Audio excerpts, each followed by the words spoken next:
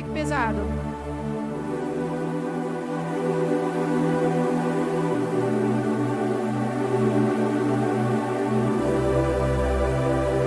Gente, olha esse timbre. A biblioteca que vocês estão vendo aqui que eu desenvolvi junto com a Sample Line, que é meu amigo Saulo, incrível, um grande profissional, que fez um trabalho assim impecável, impecável mesmo.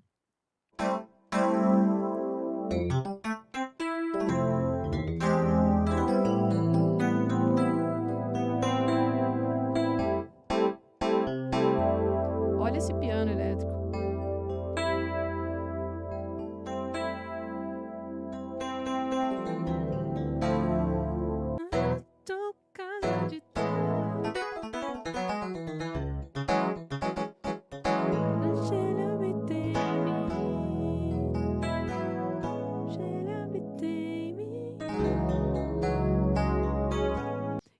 E ele conseguiu, na verdade, me surpreender com o resultado final, com tudo que eu passei para ele, pedi para ele, ele conseguiu me surpreender.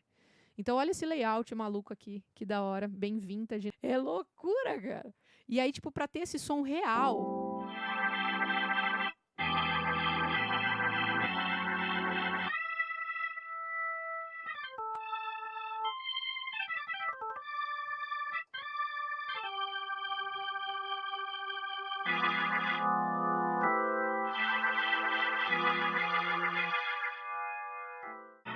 Mas eu pensei.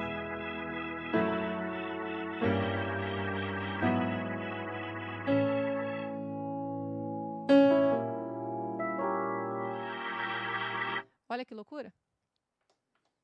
É só um piano com Hammond, mas não é só um piano com Hammond. Entende?